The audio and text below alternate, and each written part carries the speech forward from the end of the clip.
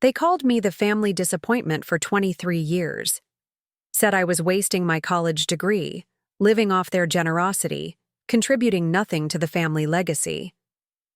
But what they didn't know was that while they were busy dismissing me as useless, I was the invisible force keeping their entire empire from crumbling. And when they finally threw me out with nothing but a suitcase and their harsh words ringing in my ears, they had no idea they'd just signed their own business. Death warrant.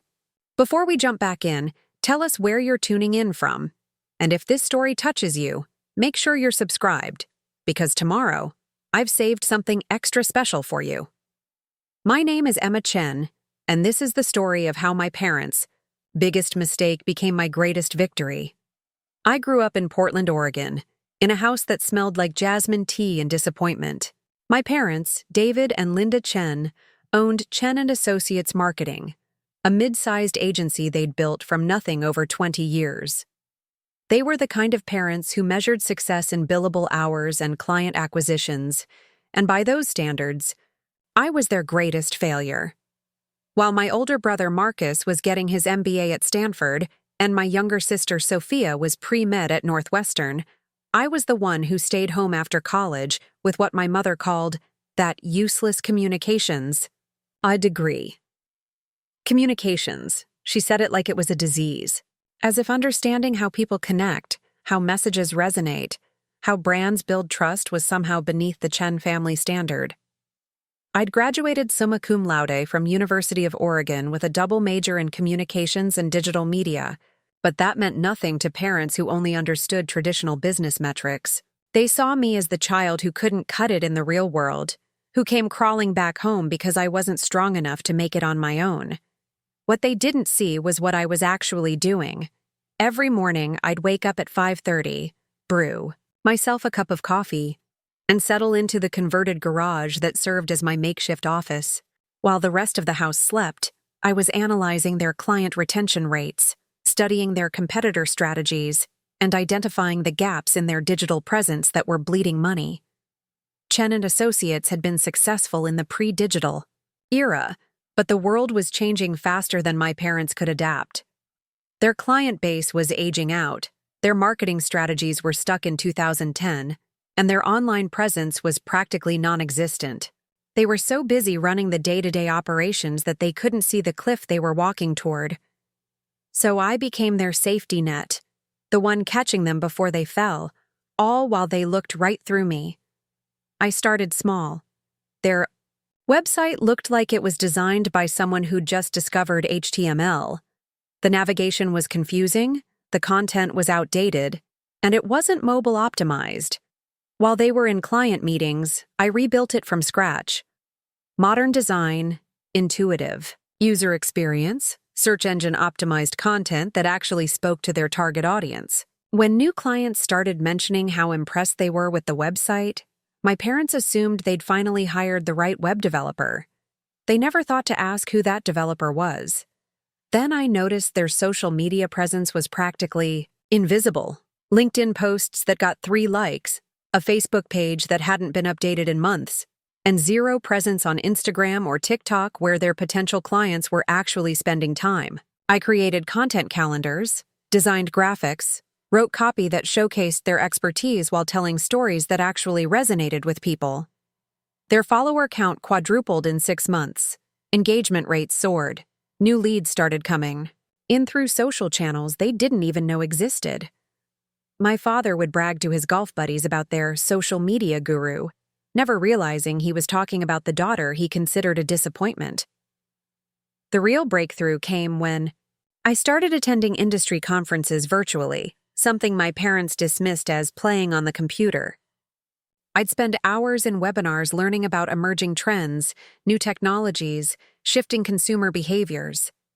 I'd take detailed notes, create strategy documents, and leave them on my father's desk with no signature, no credit, just pure insight. I identified the rise of influencer marketing before they'd even heard the term. I predicted the shift toward authentic, value-driven content when they were still pushing traditional advertising methods. I saw the potential in video marketing, podcast sponsorships, and interactive content while they were still relying on print ads and cold calling. My strategies weren't just theoretical. I was implementing them, measuring results, optimizing performance. Their client retention rate improved by 37%.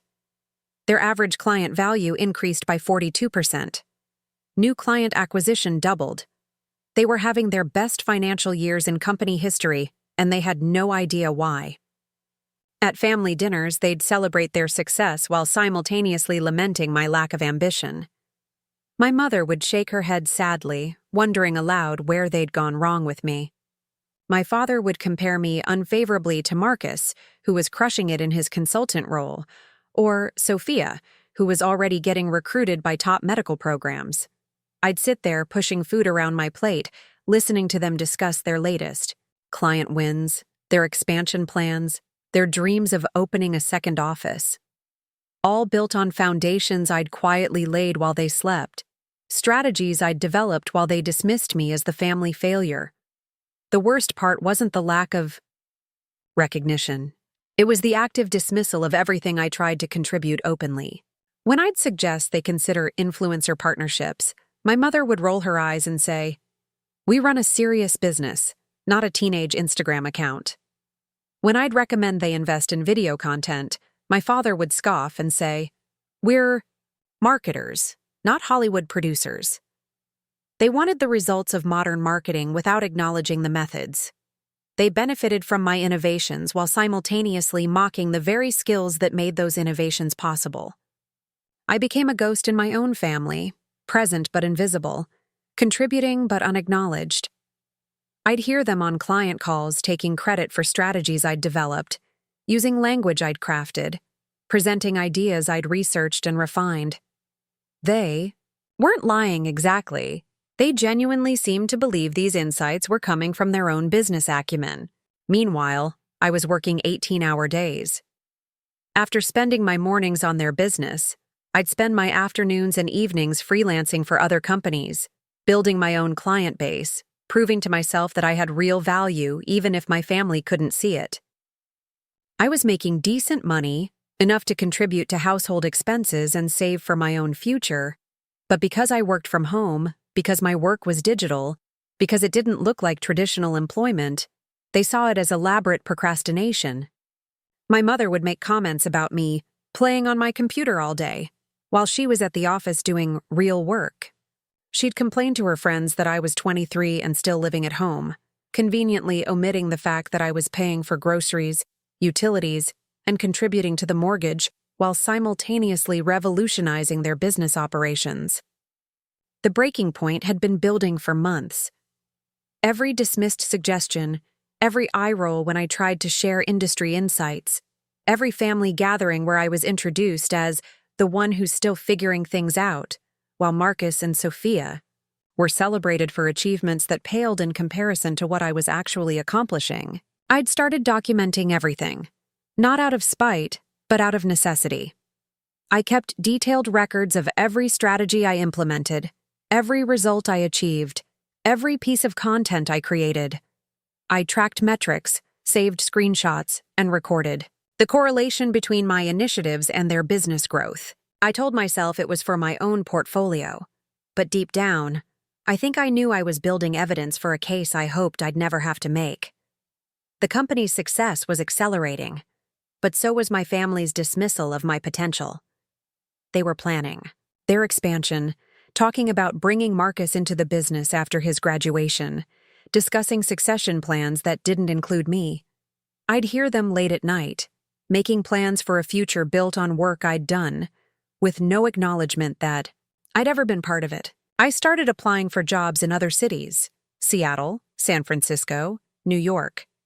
Not because I wanted to leave, but because I needed to know I had options.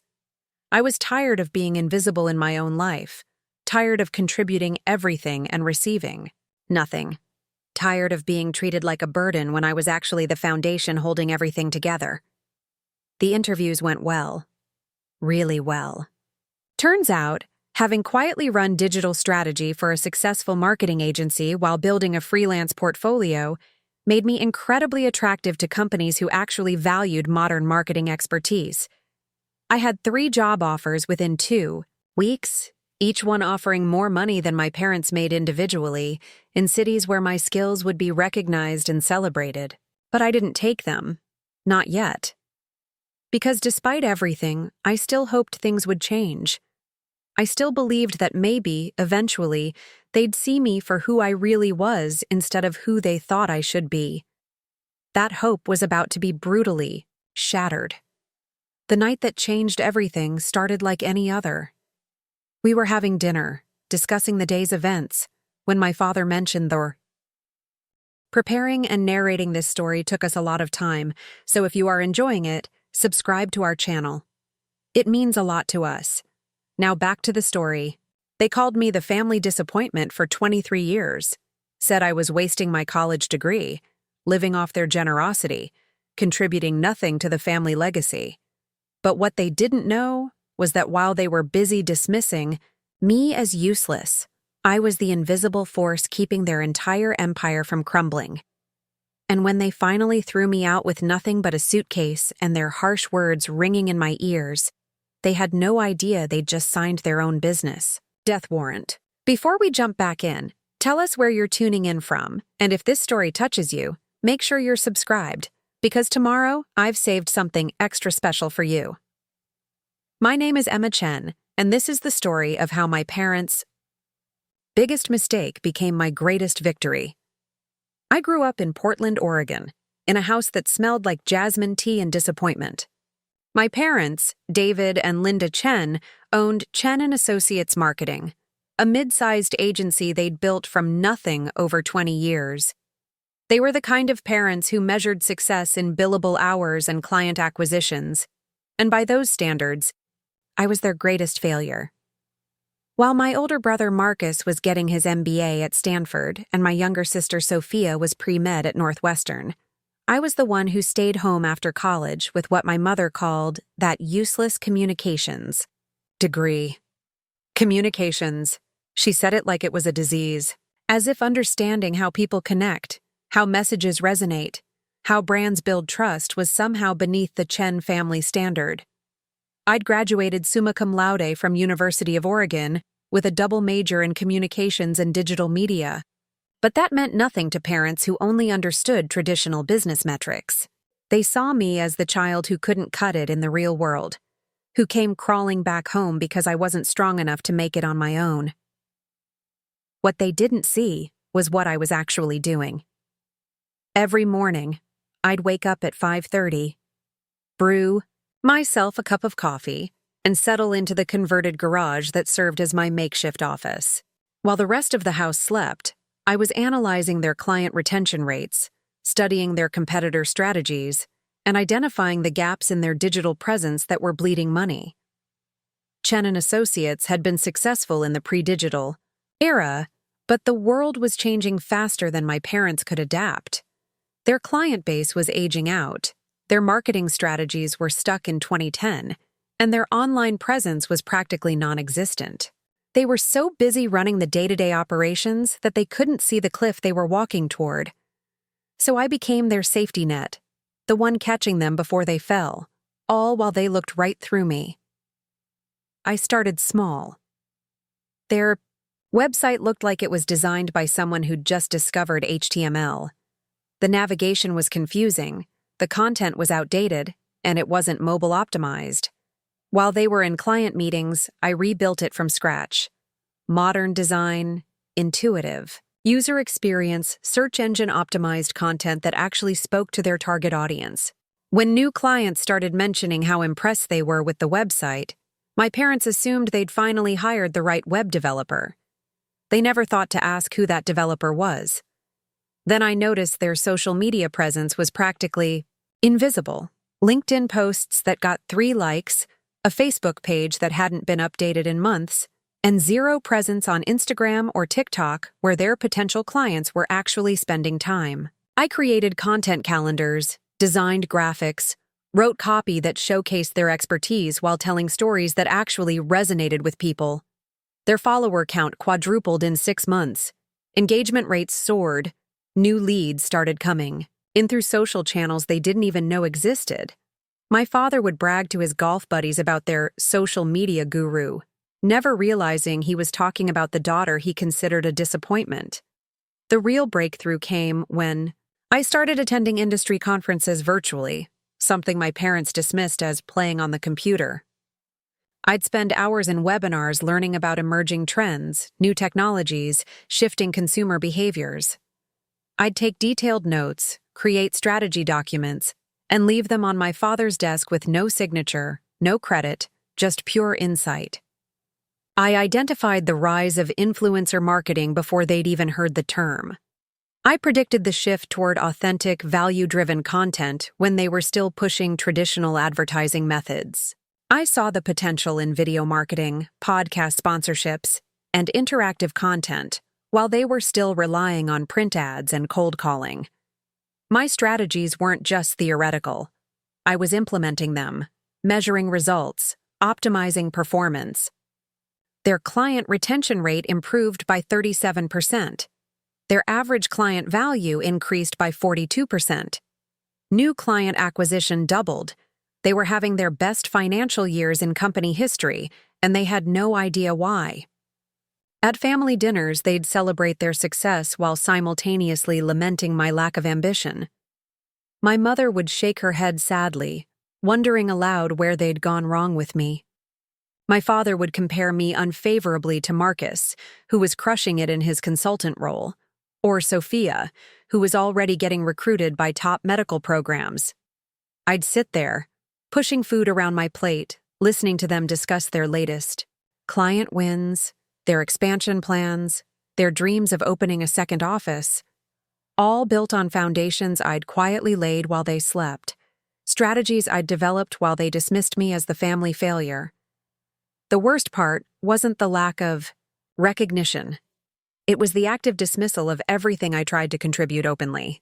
When I'd suggest they consider influencer partnerships, my mother would roll her eyes and say, "We run a serious business, not a teenage Instagram account." When I'd recommend they invest in video content, my father would scoff and say, "We're marketers, not Hollywood producers." They wanted the results of modern marketing without acknowledging the methods.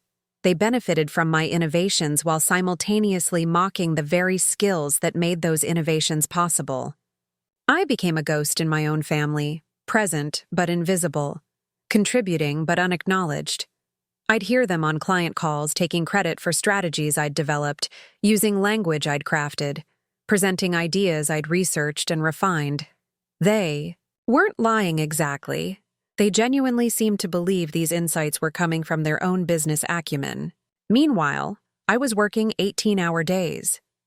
After spending my mornings on their business, I'd spend my afternoons and evenings freelancing for other companies, building my own client base, proving to myself that I had real value even if my family couldn't see it. I was making decent money, enough to contribute to household expenses and save for my own future. But because I worked from home, because my work was digital, because it didn't look like traditional employment, they saw it as elaborate procrastination. My mother would make comments about me playing on my computer all day while she was at the office doing real work. She'd complain to her friends that I was 23 and still living at home, conveniently omitting the fact that I was paying for groceries, utilities, and contributing to the mortgage while simultaneously revolutionizing their business operations. The breaking point had been building for months. Every dismissed suggestion, every eye roll when I tried to share industry insights, every family gathering where I was introduced as the one who's still figuring things out, while Marcus and Sophia were celebrated for achievements that paled in comparison to what I was actually accomplishing. I'd started documenting everything, not out of spite, but out of necessity. I kept detailed records of every strategy I implemented, every result I achieved, every piece of content I created. I tracked metrics, saved screenshots, and recorded the correlation between my initiatives and their business growth. I told myself it was for my own portfolio, but deep down, I think I knew I was building evidence for a case I hoped I'd never have to make. The company's success was accelerating, but so was my family's dismissal of my potential. They were planning their expansion, talking about bringing Marcus into the business after his graduation, discussing succession plans that didn't include me. I'd hear them late at night, making plans for a future built on work I'd done, with no acknowledgement that I'd ever been part of it. I started applying for jobs in other cities, Seattle, San Francisco, New York, not because I wanted to leave, but because I needed to know I had options. I was tired of being invisible in my own life, tired of contributing everything and receiving nothing, tired of being treated like a burden when I was actually the foundation holding everything together. The interviews went well. Really well. Turns out, having quietly run digital strategy for a successful marketing agency while building a freelance portfolio made me incredibly attractive to companies who actually valued modern marketing expertise. I had 3 job offers within 2 weeks, each one offering more money than my parents made individually, in cities where my skills would be recognized and celebrated. But I didn't take them. Not yet. Because despite everything, I still hoped things would change. I still believed that maybe, eventually, they'd see me for who I really was instead of who they thought I should be. That hope was about to be brutally shattered. The night that changed everything started like any other. We were having dinner, discussing the day's events when my father mentioned they'd landed their biggest client ever, a tech startup that needed comprehensive rebranding and digital strategy support. A 6-figure contract that would fund their expansion plans and secure the company's future. I nearly choked on my water. That tech startup was one of my freelance clients. I'd been working with them for 3 months, developing their brand voice, creating their content strategy, and building their digital presence. When they'd mentioned they needed a full-service marketing agency for their next growth phase, I'd recommended Chen Associates, thinking it would be a perfect opportunity to bridge my 2 worlds. I'd spent weeks preparing a transition strategy, detailed briefs about the client's preferences, comprehensive notes about their brand personality and target audience. I'd essentially gift-wrapped this client for my parents, thinking they'd appreciate the referral, maybe even acknowledge my contribution. Instead, my father was taking full credit for the acquisition, talking about his natural ability to identify promising startups and his intuitive understanding of the tech industry. My mother was already planning how to spend the commission, discussing vacation destinations and luxury purchases. I sat there, listening to them celebrate a victory I'd handed them, watching them plan a future funded by my work, and something inside me finally snapped. That's when I made the mistake of speaking up. I cleared my throat and looked directly at my father. Actually, TechFlow Solutions came to you because I referred them. I've been working with them for 3 months on their digital strategy. The silence that followed was deafening. My mother's fork stopped halfway to her mouth. My father's eyebrows furrowed in that way they did when he was trying to process information that didn't fit his worldview. For a moment, I thought maybe this would be it. Maybe this would be the moment they finally saw me. "What do you mean you've been working with them?" my mother asked, her voice sharp with skepticism. I pulled out my phone and showed them the email thread. Screenshots of strategy documents I'd created, testimonials from their CEO praising my work, payment receipts for the consulting fees they'd been paying me. 3 months of detailed correspondence that proved not only had I been working with them, but that I was the reason they'd chosen Chen Associates for their expansion. My father studied the phone screen for a long moment, his jaw tightening as he scrolled through the evidence. When he finally looked up, I expected acknowledgement, maybe even pride. Instead, his eyes were cold with anger. "So, you've been freelancing. Behind our backs," he said, his voice low and dangerous. "Using our family name to build your own client base." I stared at him in disbelief. "I never used your name. They hired me as Emma Chen, independent consultant. When they needed a full-service agency, I thought of you because I wanted to help bridge my work with yours." "Help?" My mother's laugh, was bitter. You mean you wanted to take credit for our success? The accusation hit me like a physical blow. Take credit? I've never taken credit for anything. I've been giving you credit for work I've been doing for 2 years. That's when I made the decision that would change everything. I walked to my room and came back with a folder I'd never intended to show them. Inside were printed copies of every strategy document I'd created, every social media post I'd designed, every piece of content I'd written, every campaign I'd developed, months and months of work, all time-stamped, all documented, all proof of exactly how much I'd been contributing to their success.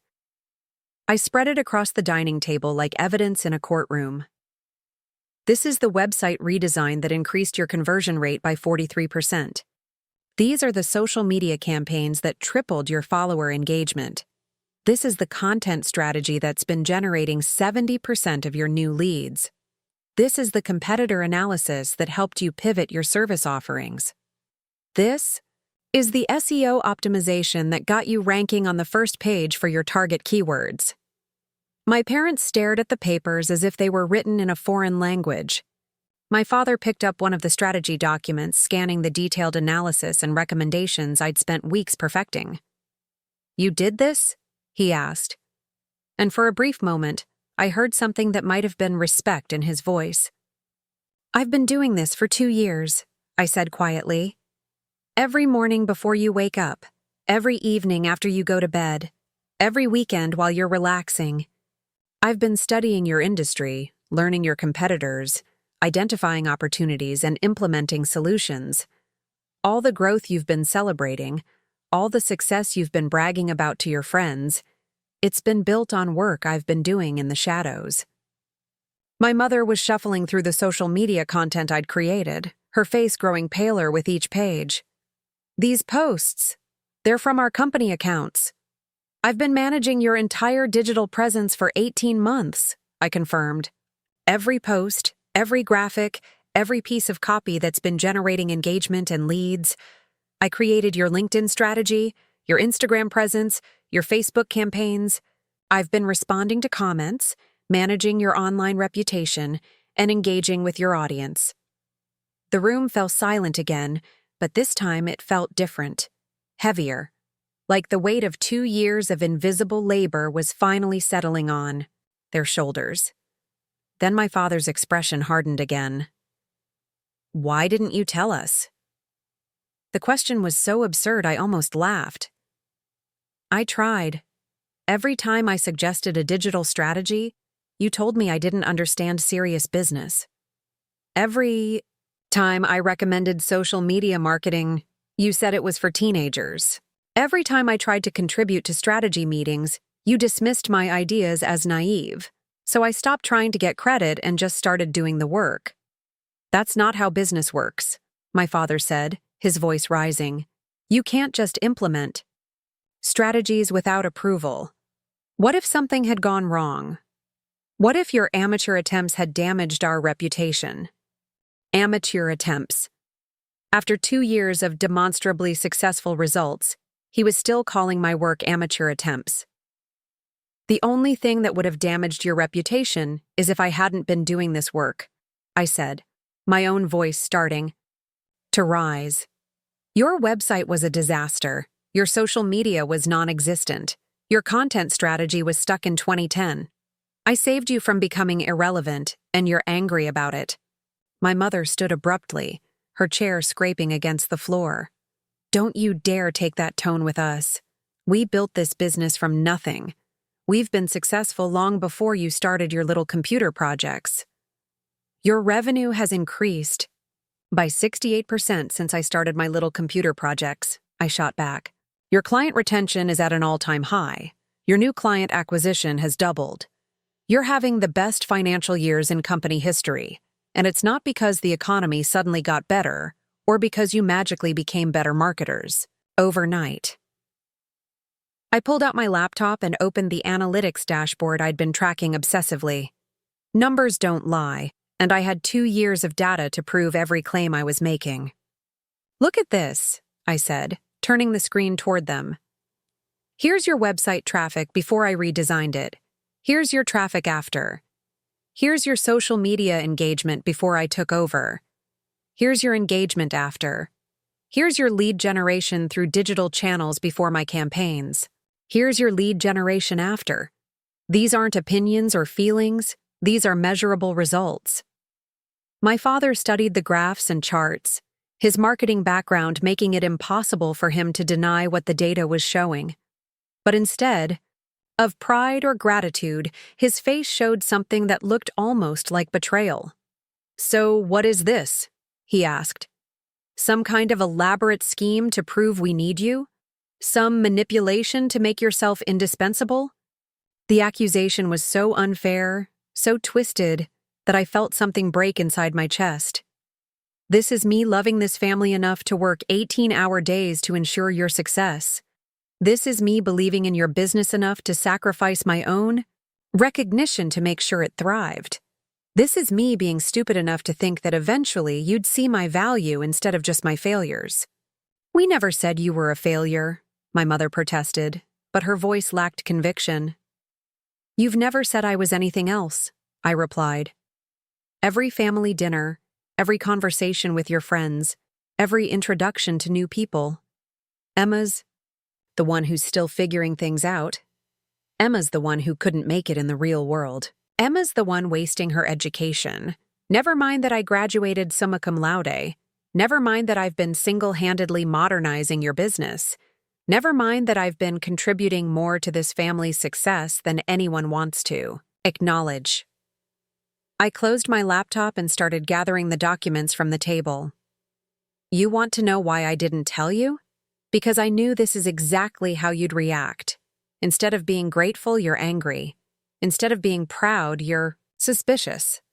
Instead of recognizing my contribution, you're questioning my motives.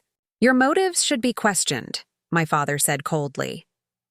This whole thing feels manipulative. Working behind our backs, keeping secrets, then springing this on us like some kind of gotcha moment. The only thing I kept secret was how much I was willing to sacrifice for people who see me as a burden, I said, my voice breaking slightly.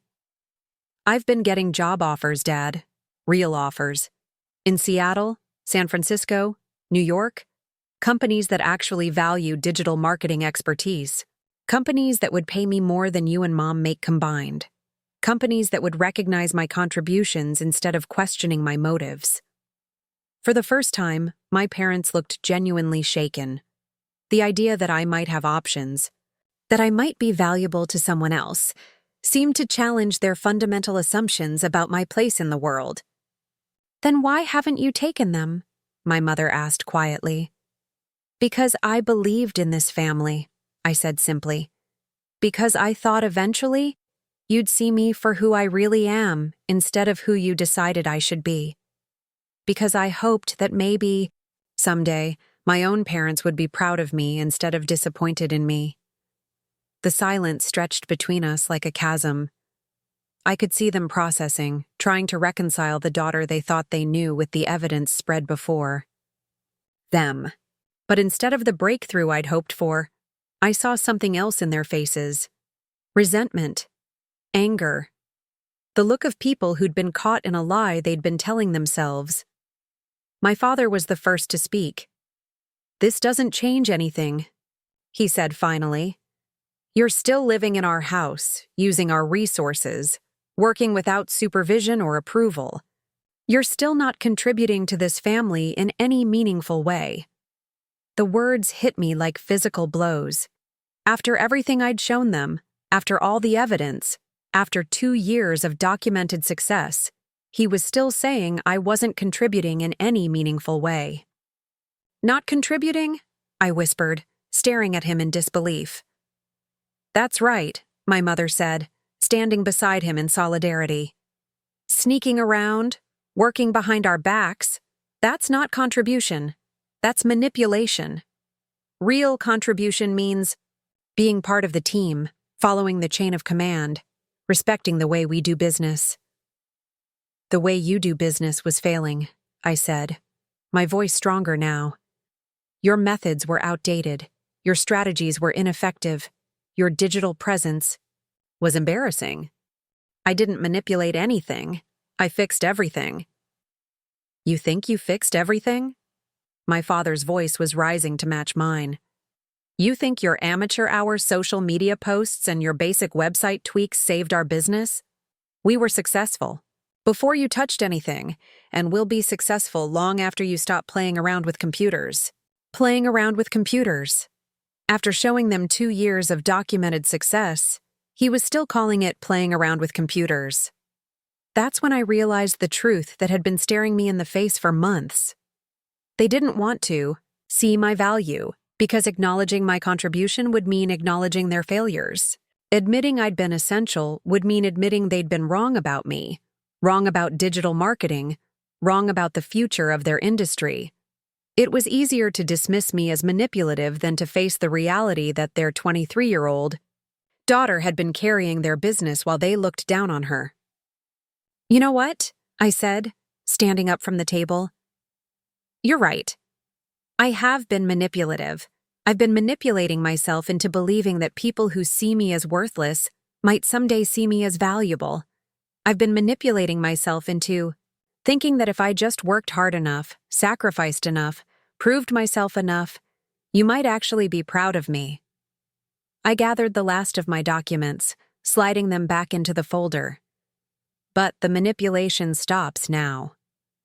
What's that supposed to mean? My mother asked, but there was something in her voice that suggested she already knew. It means I'm done, I said simply. I'm done working for free for people who see me as a burden. I'm done contributing to a family that doesn't value my contributions. I'm done trying to earn respect from people who decided long ago that I wasn't worthy of it. My father's face was red now, his voice shaking with anger. So that's it? You're going to throw a tantrum and storm off because we didn't praise you enough for your little side projects? Side projects? I repeated, my voice deadly quiet. 2 years of 60-hour weeks building your digital infrastructure from scratch were side projects? Yes, he said without hesitation. Because real work happens in the office, with clients, building actual relationships, not hiding behind a computer screen pretending to be important. That was the moment I knew there was no bridge left to build. No amount of evidence would change their minds. No level of success would earn their respect. They had decided who I was, and no amount of proof would convince them otherwise. You're absolutely right, I said, my voice calm now. Real work does happen with clients, building actual relationships. That's why I'm going to focus on doing real work with people who actually value it. I turned to walk toward my room, but my father's voice stopped me. And where exactly do you think you're going to do this real work? He called after me. You think any serious company is going to hire someone who's been living in their parents' basement playing on social media? I turned back to face him, and for the first time in years, I smiled. A real smile, not the polite one I'd been wearing at family dinners. Actually, I said, I have 3 job offers waiting for my response. One in Seattle for $120,000 a year, one in San Francisco for $140,000, and one in New York for $160,000, plus equity in a startup that's about to go public. The numbers hit them like physical blows.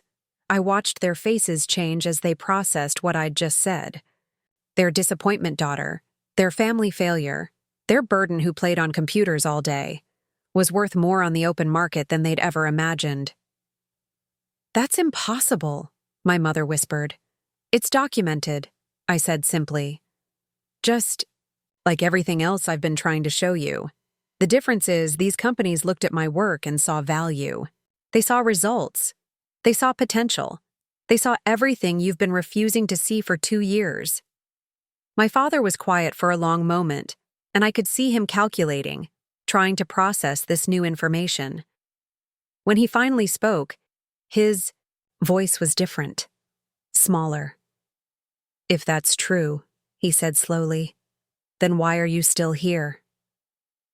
It was the question I'd been asking myself for months. Why was I still here? Why was I still fighting for recognition from people who were determined not to give it? Because I'm an idiot, I said honestly. Because I believed that family meant something. Because I thought love meant seeing the best in each other, not the worst.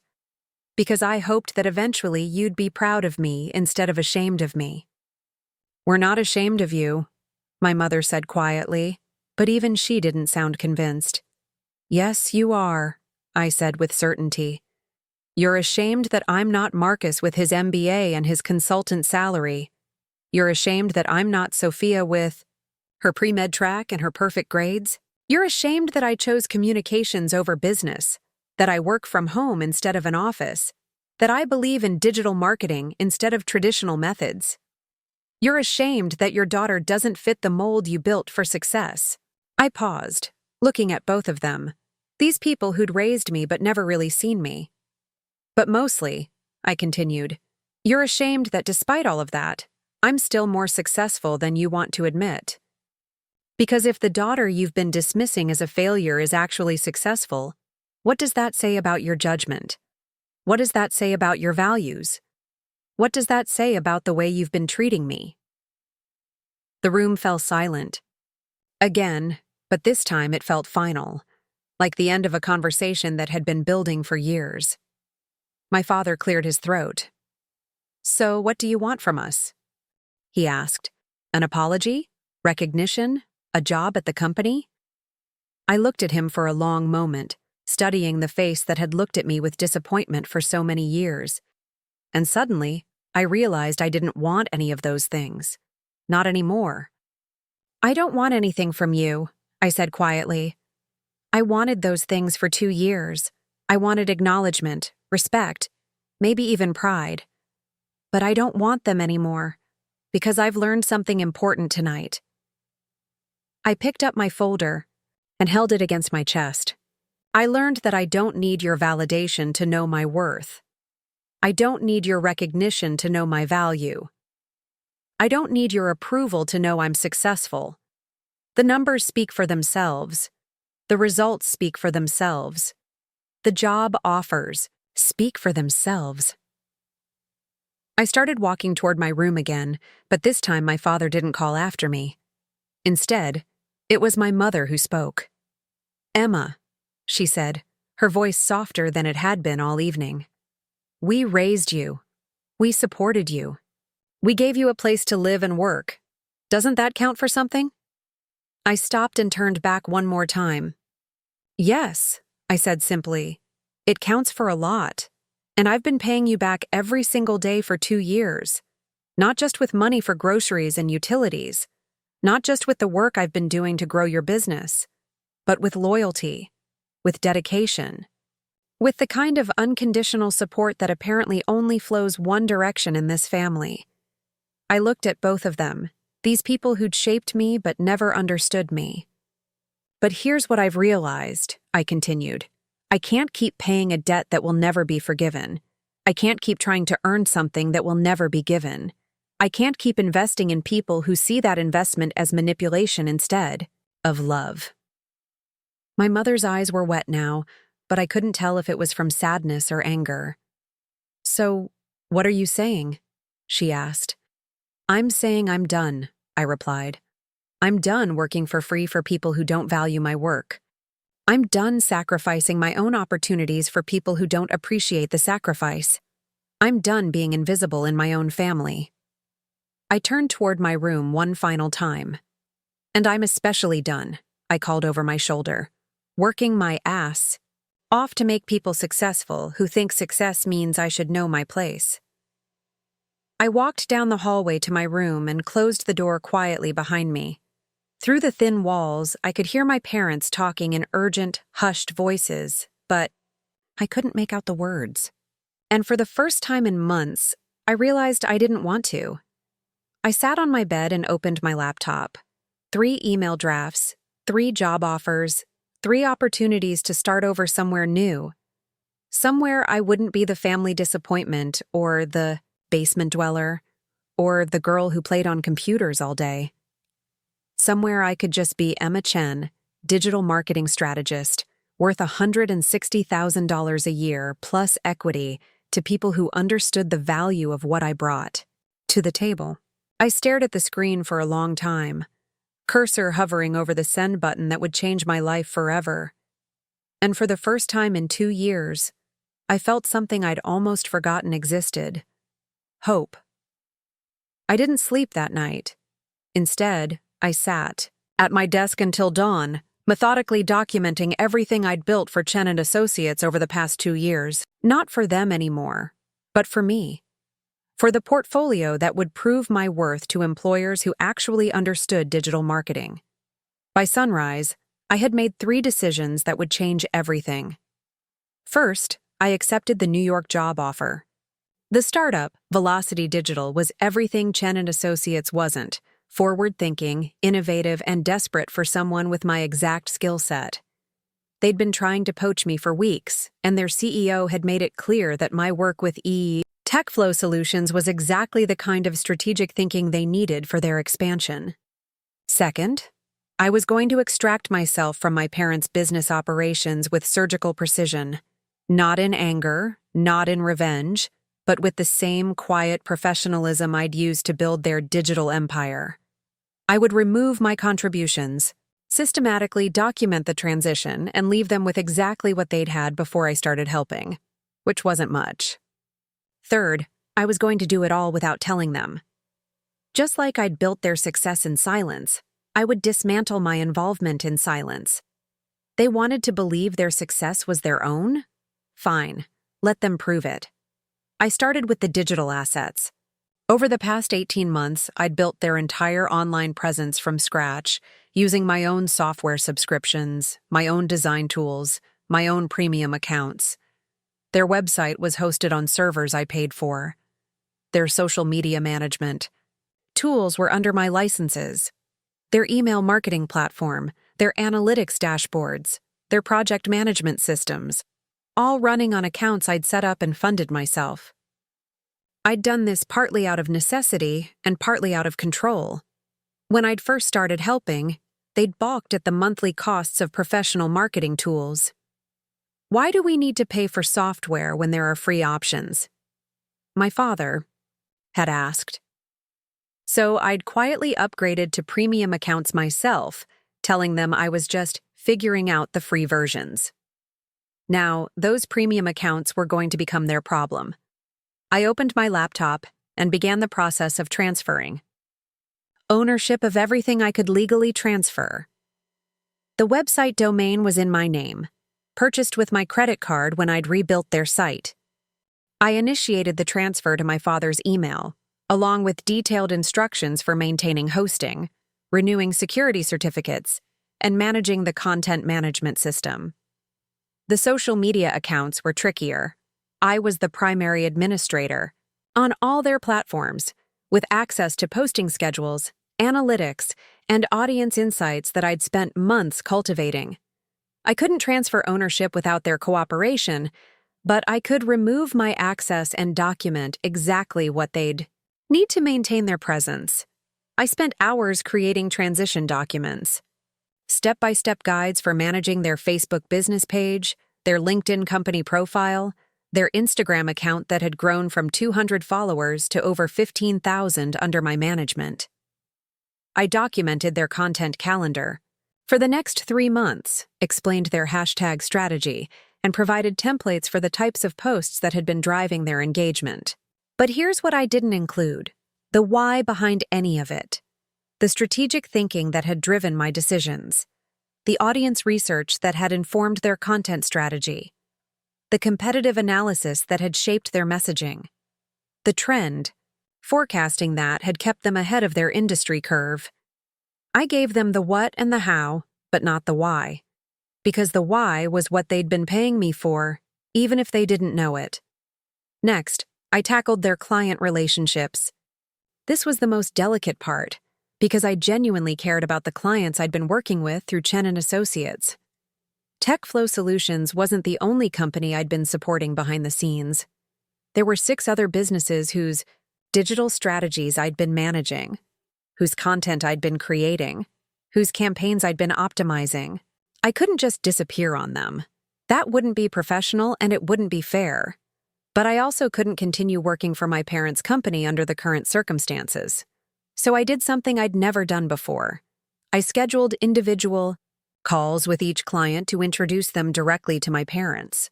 "Hi, Marcus," I said to the CEO of TechFlow Solutions during our regular Monday morning strategy call.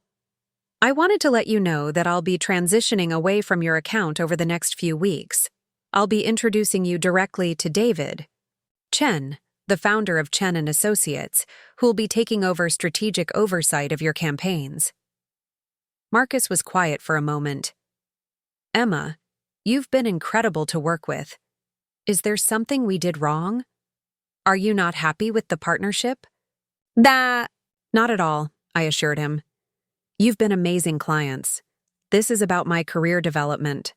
I've accepted a position with another company that'll give me broader experience in the industry." "Can we make a counteroffer?" he asked immediately. "Your work has been game-changing for us. We'd hate to lose you." This was the moment I'd been dreading.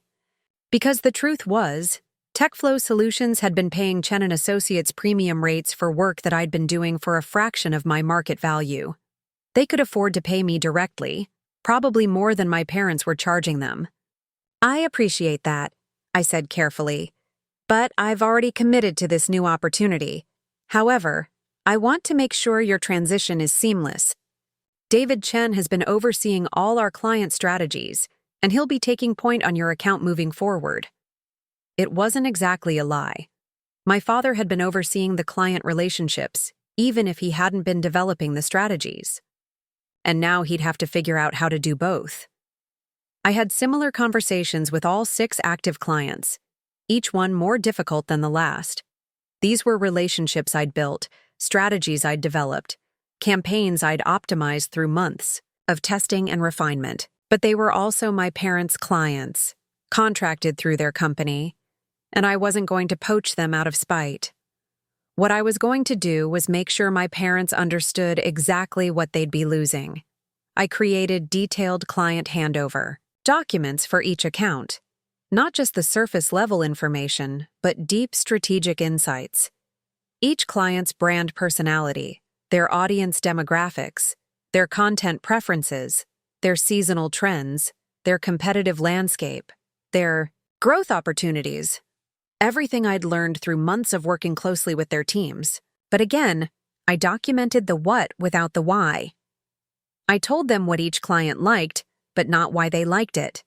I showed them what content performed well, but not why it resonated.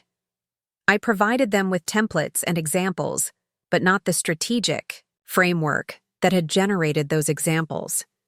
My parents would have everything they needed to maintain these relationships, but they'd have to figure out how to grow them on their own. The hardest part was extracting myself from the day-to-day operations I'd been managing. For 18 months, I'd been the invisible engine keeping their digital marketing running smoothly. I'd been monitoring their website analytics, responding to social media comments, troubleshooting technical issues, updating content, managing their email campaigns, and optimizing their search engine rankings.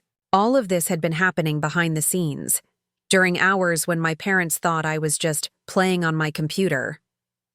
They had no idea how much active management was required to maintain their online presence, because I'd been handling it all without them ever having to think about it. Now they were going to have to think about it. A lot. I created a comprehensive operations manual, a day-by-day breakdown of every task I'd been handling, every system I'd been monitoring, every process I'd been managing. I documented their content publishing schedule, their social media engagement protocols, their website maintenance requirements, their email marketing workflows, and their analytics reporting procedures. It was a 100-page manual detailing 2 years of work they didn't know I'd been doing. But here's what I didn't include: troubleshooting guides. When their website went down, I'd always been the one to fix it. When their social media accounts got flagged, I'd been the one to resolve it. When their email campaigns got caught in spam filters, I'd been the one to clean up their deliverability. When their search rankings dropped, I'd been the one to diagnose and fix the problem. I gave them the manual for maintaining their systems, but not for fixing them when they broke, because fixing things required the kind of expertise they'd been dismissing as playing on computers. While I was documenting everything for my parents, I was also preparing for my new role at Velocity Digital. The transition was going to be quick. They wanted me to start in 3 weeks, which meant I had to wrap up my freelance commitments, relocate to New York, and extract myself from my family's business all at the same time. The freelance commitments were actually the easiest part. I had 8 independent clients who'd been paying me directly for various digital marketing services. Unlike the work I'd been doing for my parents, these were straightforward business relationships. I gave them appropriate notice, helped them transition to other providers where needed, and maintained the professional reputation I'd been building in the industry. Several of them asked if I'd continue working remotely from New York, and I was honest about my situation. I'm going to be taking on a full-time role that'll require all my attention, I explained. But I can recommend some excellent freelancers who do similar work. What I didn't mention was that some of these freelancers were colleagues I'd met through industry networks, people who'd been offering me partnership opportunities for months. People who understood the value of what I did and wanted to collaborate rather than compete. The personal preparation was more complex. I'd been living at home for 2 years, not just to save money, but because I'd been so focused on helping my parents' business that I hadn't built much of a life outside of work. Most of my college friends had moved away, and I'd been too busy managing 2 careers to maintain much of a social life. But I did have one close friend who'd been watching my situation with growing concern.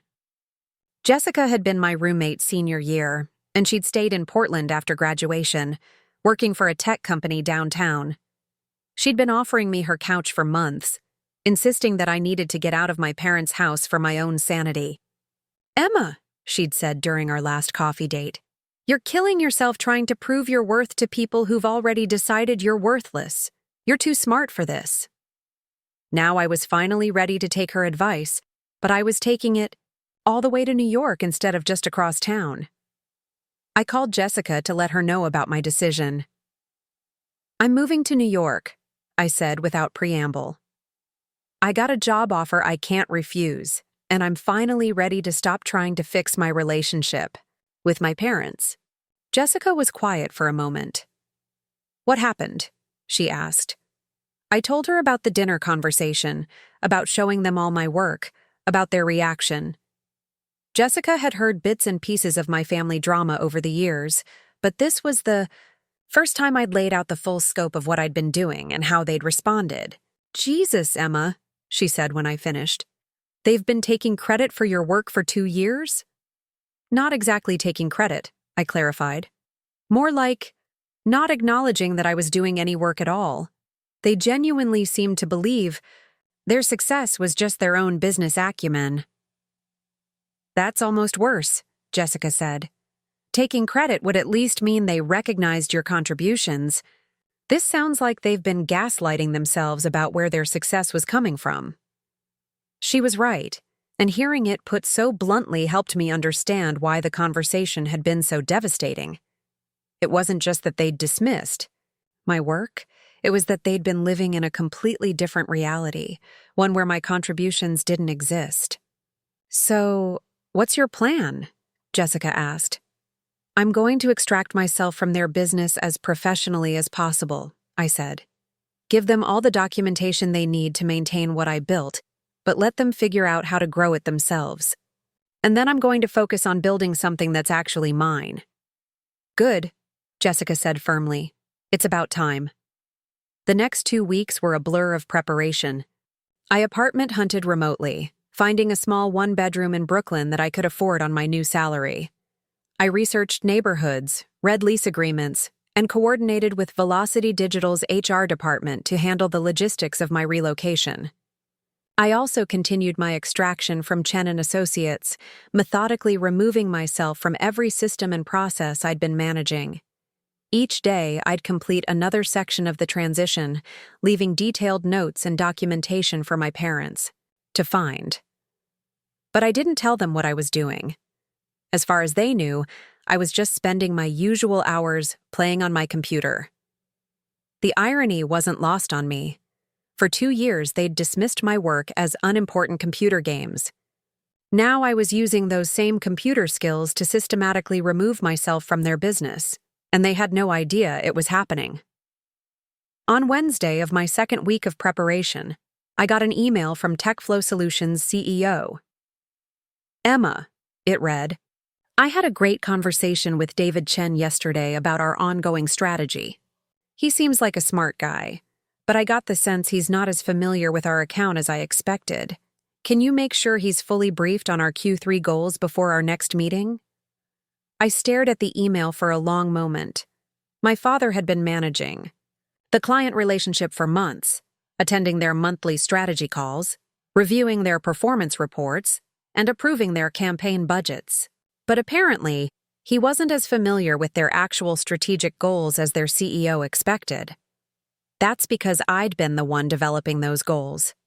I'd been the one analyzing their market position, identifying their growth opportunities, and creating the strategic frameworks that guided their campaigns. My father had been presenting my work, but he hadn't been creating it. Now he was going to have to start creating it himself, and it was becoming clear that he didn't fully understand what that involved. I forwarded the email to my father with a brief note. TechFlow is asking for strategic clarification. The Q3 goals are outlined in the strategic brief I created last month. Let me know if you need me to walk you through the details. I didn't get a response. On Friday, I got another email, this time from a different client. Emma, we're seeing some technical issues with our website analytics. The tracking codes seem to be malfunctioning, and we're not getting accurate data on our campaign performance. Can you take a look? This was exactly what I'd been expecting. I'd been managing their analytics setup for months, maintaining their tracking codes, troubleshooting their data collection, and ensuring their reporting was accurate. It was technical work that required ongoing maintenance, the kind of work my parents had never seen because I'd been handling it invisibly. I forwarded this email to my father as well, along with a note. Client analytics issue. This will require access to their Google Analytics account and their website backend. The login credentials are in the client file I created. Again, no response. But on Saturday morning, my phone rang. It was my father, and he sounded stressed. Emma, he said without preamble. I'm having trouble accessing the TechFlow Analytics account. The login information you provided isn't working. I took a deep breath. The login information is correct, I said calmly. But you'll need to set up two-factor authentication on your phone. I documented the process in the transition guide I created. I don't have time to figure out some complicated security system, he said, frustration clear in his voice. Can't you just fix it quickly? I could, I said, but you're going to need to learn how to do this yourself. I won't be available to handle technical issues indefinitely. There was a pause. What do you mean, indefinitely? This was the moment I'd been preparing for. I mean, I'm transitioning away from client support. You'll need to handle these issues directly, or find someone else who can help you. Emma? My father's voice had shifted to the tone he used when he was trying to be reasonable. I know we had a disagreement the other night, but this is business. These clients are counting on us. They're counting on you, I corrected. They're your clients, contracted through your company. I've provided you with all the documentation you need to maintain their accounts. But you built these relationships, he said, and for the first time, I heard acknowledgement in his voice. You understand their needs better than anyone. It was the closest thing to recognition I'd gotten from him in 2 years, and it was only coming now because he needed something from me. I built these relationships as part of my contribution to Chen Associates, I said carefully. But as you made clear the other night, my contributions aren't valued or needed, so I'm focusing my efforts elsewhere. Another pause. Where exactly are you focusing your efforts? I've accepted a position with another company, I said simply. I'll be starting in New York next week." The silence that followed was deafening. I could hear my father processing this information, trying to understand what it meant for his business, for his client relationships, for all the systems I'd been managing behind the scenes. "Emma," he said finally, his voice careful. "Maybe we should talk about this as a family. There might be opportunities for you here that we haven't explored." "We did talk about it as a family," I reminded him. "You made it clear that my work wasn't real work, that my contributions weren't meaningful, and that I should know my place." I took that advice. My place is with people who value what I bring to the table. I hung up before he could respond. An hour later, my mother called. "Emma," she said, her voice strained. "Your father told me you're moving to New York.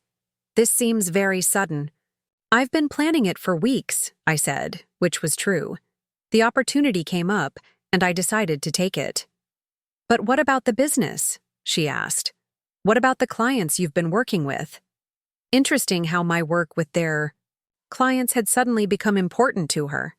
"I've provided comprehensive transition documentation," I said. "Everything you need to maintain the client relationships is documented in the files I've been creating." "But Emma," my mother's voice was pleading now, "you can't just leave without proper notice. These are professional relationships. There are expectations." "I'm giving you a week's notice," I said. "That's standard for consulting work, which is what I've been doing. And I've provided more documentation than most consultants would." "This isn't consulting work," she protested. "You're part of the family business." "No," I said firmly. "I'm not. You made that very clear. I'm the daughter who doesn't understand real business, remember? The one who plays on computers all day? I'm just stopping the computer games and focusing on real work elsewhere." My mother was quiet for a moment. "Emma, I think there's been a misunderstanding. We didn't mean to dismiss your contributions. We just didn't realize how much you were doing." "You didn't realize because you didn't want to realize," I said. "For 2 years, I tried to show you what I was doing. I tried to contribute to strategy meetings, to share insights, to be part of the team. Every time you dismissed my ideas as naive or irrelevant. So I stopped trying to get credit and just did the work. And now that I'm stopping the work, suddenly, you realize it existed." "So what do you want?" she asked. "An apology? Recognition? A formal role in the company?" "I don't want anything," I said honestly. "I wanted those things for 2 years, but I don't want them anymore. I've found people who value my work without me having to prove its worth. I've found opportunities that recognize my contributions without me having to fight for acknowledgement." I took a breath. I wanted to believe that family meant something, that love meant seeing the best in each other. But I've learned that some people will only see your value when they're losing it. And by then, it's too late. My mother was crying. "Now, Emma, please, we can fix this. We can make this work. Just give us a chance." "I gave you 2 years of chances," I said gently. "I gave you every opportunity to see me, to value me, to include me. You chose not to. That's not my fault. And it's not my responsibility to fix." I ended the call and turned off my phone. Outside my window, Portland was gray and drizzling, the kind of weather that had always made me feel trapped.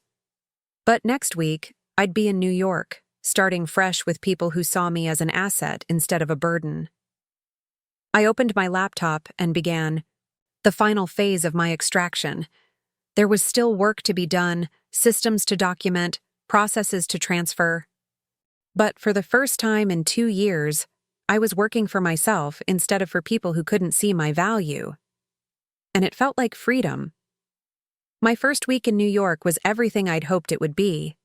The Velocity Digital office was in a converted warehouse in Brooklyn with exposed brick walls, floor-to-ceiling windows, and the kind of creative energy I'd been craving for years. My new colleagues were brilliant, ambitious people who spoke my language fluently. When I mentioned A/B testing conversion rates or discussed the nuances of social media algorithms, they didn't look at me like I was speaking in code. They looked at me like I was exactly where I belonged. My onboarding process was intense but exhilarating. I was assigned to 3 major accounts immediately, all tech companies looking to scale their digital presence rapidly. The work was challenging, fast-paced, and exactly the kind of strategic thinking I'd been doing for my parents' clients, except now I was being paid market rate for it and receiving credit for my contributions. On Wednesday of my first week, I was in a client meeting when my phone started buzzing insistently.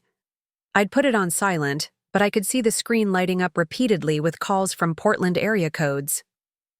I ignored them, focusing on the presentation I was giving about user journey optimization for our client's mobile app. During the lunch break, I finally checked my messages. 17 missed calls, 12 voicemails, 23 text messages. All from my parents, my brother Marcus, and numbers I didn't recognize but suspected were Chen Associates clients. The first voicemail was from my father, recorded at 8:30 in the morning Portland time. His voice was tight with controlled panic. "Emma, we need to talk immediately. TechFlow is threatening to terminate their contract because their website crashed yesterday, and we can't figure out how to fix it. The hosting company says they need to speak to the account administrator, but all the accounts are under your name. Call me back as soon as you get this." The second voicemail came an hour later, this time from my mother. "Emma, honey, I know you're angry with us, but this is bigger than our family issues. We have 6 clients whose campaigns aren't running because something happened to their advertising accounts. We're losing thousands of dollars every day this continues. Please, just help us get through this crisis, and then we can work out whatever arrangement you want." I listened to each voicemail, watching 2 years of invisible work suddenly become very visible. The third message was from Marcus, who rarely called me unless our parents forced him to. "Emma, Mom and Dad are freaking out. I don't understand what's happening with their business, but they seem to think you're the only one who can fix it. Can you please just call them back? This is affecting the whole family." The fourth message was the one that made me smile. It was from TechFlow's CEO, and his tone was very different from my family's panic. "Hi, Emma. I hope you're settling in well with your new role in New York. I'm calling because we're having some technical difficulties with our Chen Associates campaigns, and frankly, David doesn't seem to understand our setup well enough to troubleshoot the issues. I know you've transitioned away from our account, but would you be available for a brief consulting call? We'd be happy to compensate you directly for your time." I saved that message and kept listening. The pattern became clear quickly. My parents were discovering that managing digital marketing infrastructure required constant maintenance, technical expertise, and strategic oversight. All the things I'd been doing quietly for 2 years, they now had to figure out themselves. And they were failing spectacularly. Message number 8 was from my father again, recorded late Tuesday night. His voice had shifted from controlled panic to barely contained desperation. "Emma, I'm going to be direct with you. I understand you're angry, and maybe we didn't appreciate your contributions the way we should have.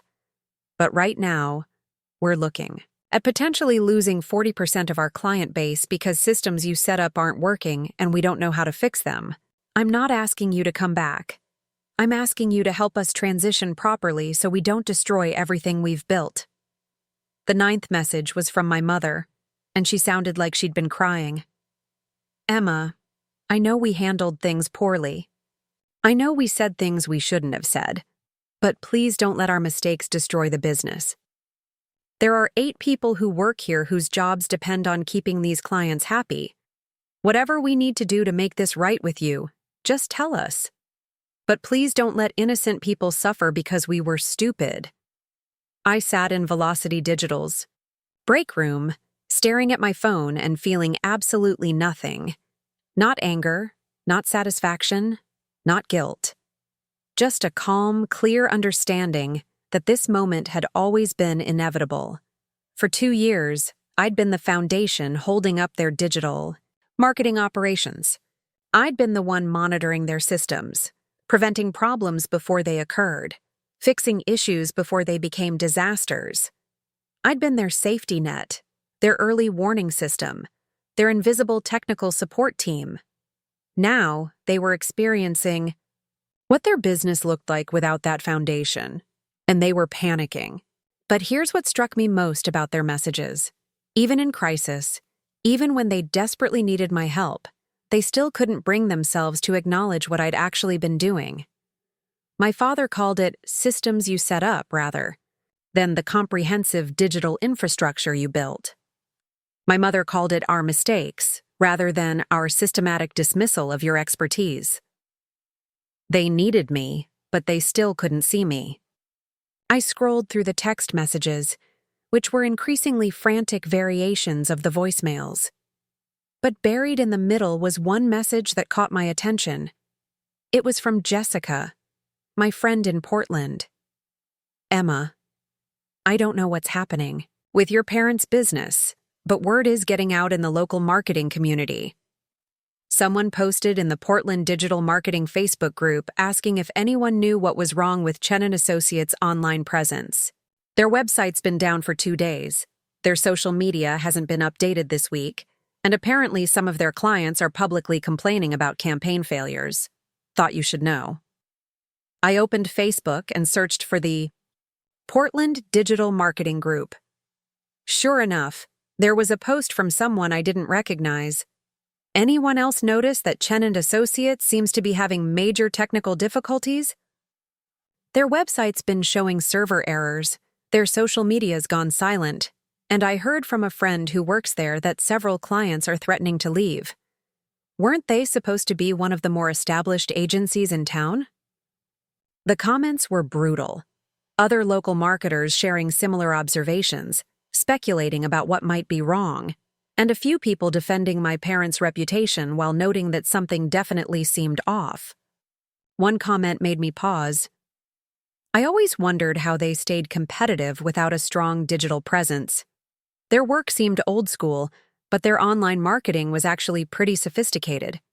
Maybe they lost their digital person. They had lost their digital person. They just hadn't realized how much that person had been doing until she was gone. I closed Facebook and made a decision. I called my father back, but not to help, to set boundaries.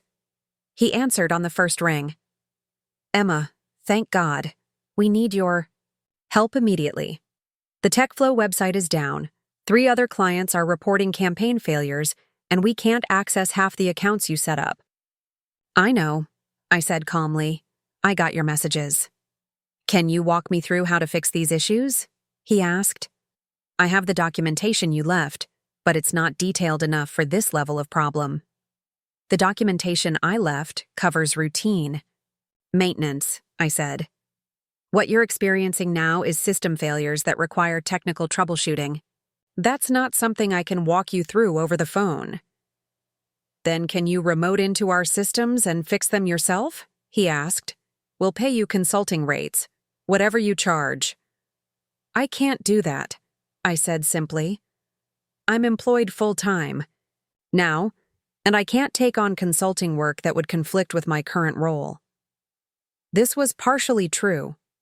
Velocity Digital did have policies about outside consulting work, but the real reason was simpler. I didn't want to. I didn't want to be their emergency lifeline anymore. I didn't want to drop everything to fix problems they should have been prepared to handle themselves. Emma. My father's voice was strained. I understand you're upset with us, but this is bigger than our family dynamics. We're talking about people's livelihoods here.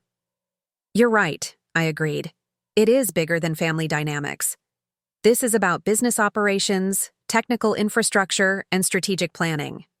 All things that require expertise, which costs money. We're willing to pay, he said quickly. Just name your price. It's not about money, I said. It's about capacity. The level of work you need would require someone dedicated full-time to rebuilding and maintaining your digital operations. That's not a consulting project. That's a full-time position." There was a long pause. "Are you saying you'd consider coming back if we offered you a full-time position?" The question hung in the air between us. 3 weeks ago, I might have said yes. 3 weeks ago, I still thought I needed their validation, their recognition, their acceptance. But sitting in my new office in Brooklyn, surrounded by colleagues who valued my expertise, working for clients who appreciated my contributions, I realized I didn't need anything from them anymore.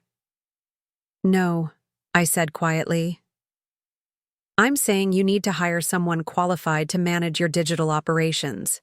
Someone with the expertise to troubleshoot technical issues, maintain your systems, and develop strategies for your clients."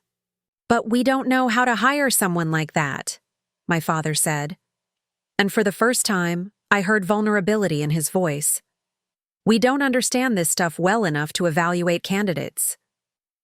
"Then maybe you should have tried to understand it when I was trying to teach you," I said, not unkindly.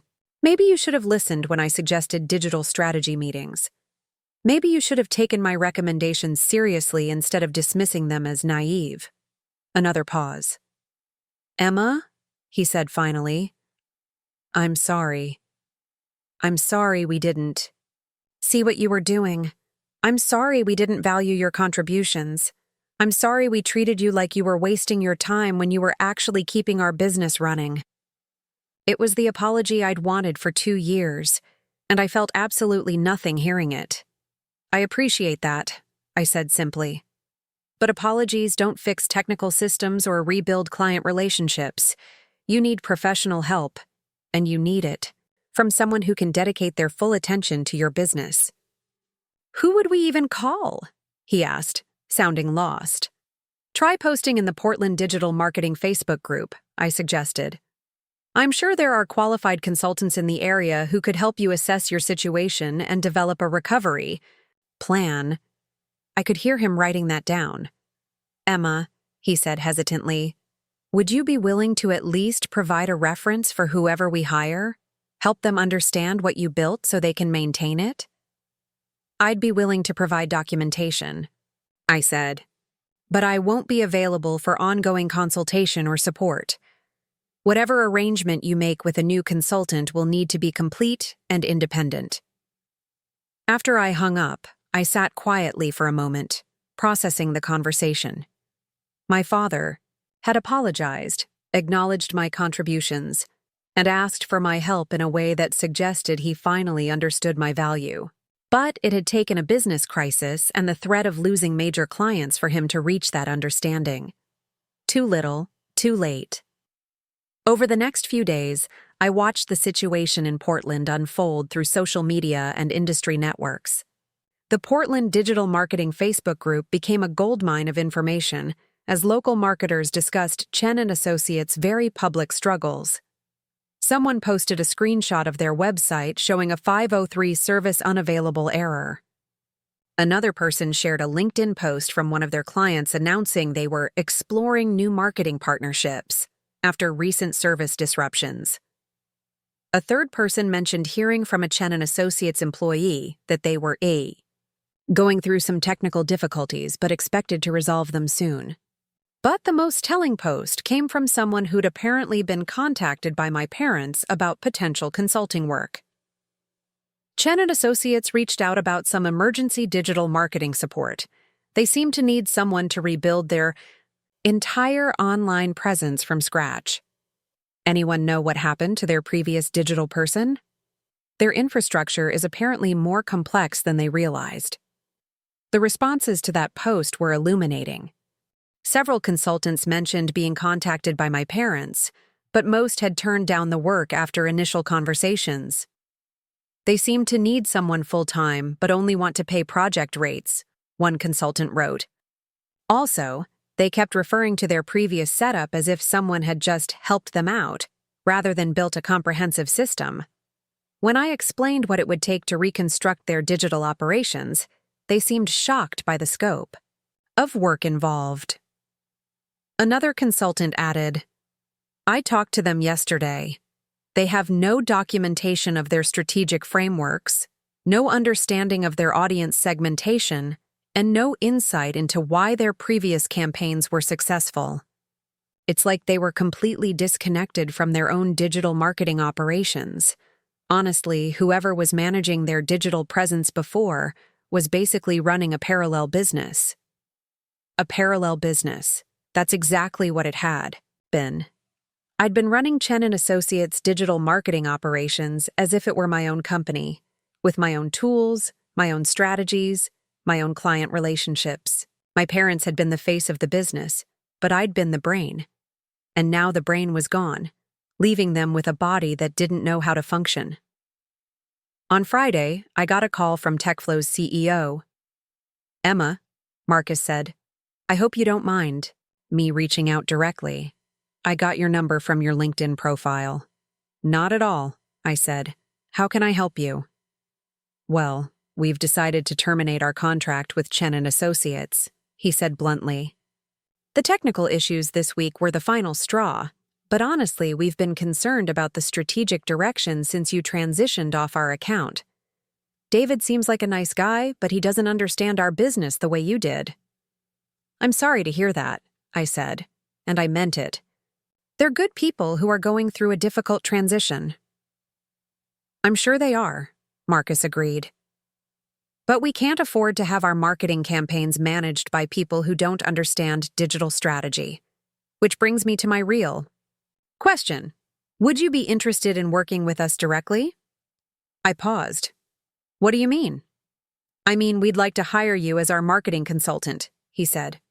"We know you're working full-time now, but we'd be willing to work around your schedule. We trust your strategic thinking, we've seen your results, and frankly, we'd rather pay you directly than pay an agency that can't deliver the same level of service." It was a tempting offer. TechFlow had been one of my favorite clients to work with, and the consulting fees would be substantial, but it would also mean maintaining a connection to my parents' business, even indirectly. "I appreciate the offer," I said carefully, "but I can't take on consulting work that might create conflicts with my current role. However, I'd be happy to recommend some excellent digital marketing consultants who could provide the strategic support you're looking for." "Fair enough," Marcus said. "But Emma, I want you to know that your work with us was exceptional. You understood our brand, our audience, our goals better than anyone we'd worked with before. Whatever happened between you and Chen Associates, it's their loss." After we hung up, I realized something important had just happened. For the first time in 2 years, a client had acknowledged my work directly, praised my contributions specifically, and offered to hire me based on my individual merit rather than my association with my parents' company. It felt like validation, but not the kind I'd been seeking from my family. This was professional recognition from someone who understood the value of what I'd been doing. That evening, I got a text from Jessica in Portland. "Your parents hired an emergency consultant. Local guy named Brad Morrison. Apparently, he's charging them $15,000 just for the assessment phase to figure out what systems you built and how to reconstruct them. $15,000 for an assessment, to understand work I'd been doing for free." I looked up Brad Morrison online. He was a legitimate consultant with good credentials and reasonable rates for complex digital reconstruction projects. If anything, $15,000 was probably a fair price for assessing 2 years of infrastructure development. But I couldn't help thinking about all the times my parents had complained about spending money on digital marketing tools. "Why do we need premium software when there are free options?" my father had asked repeatedly. Now they were paying $15,000 just to understand what I'd built with those premium tools. On Sunday, I got one final call from my mother. "Emma," she said, her voice tired, "I wanted to let you know that we hired a consultant to help us rebuild our digital operations." "That's good," I said. "I'm glad you found someone qualified to help." "He's very expensive," she said quietly. "And he told us it's going to take at least 3 months to reconstruct what you built." assuming we can retain most of our clients during the transition. Digital infrastructure takes time to build properly, I said. You can't rush it if you want it to be stable and effective. Emma, my mother's voice was barely a whisper. He showed us what you actually built, the complexity of it, the integration between different systems, the strategic thinking behind every campaign. We had no idea. We thought you were just, posting on social media and updating the website. I know, I said simply. How could we have been so blind? She asked, and she sounded genuinely bewildered. How could we have missed something so significant happening right under our noses? It was a good question. How do you miss 2 years of comprehensive digital strategy development? How do you overlook the infrastructure that's generating most of your new business? How do you dismiss the person who's quietly revolutionizing your company's entire market position? You saw what you expected to see, I said finally.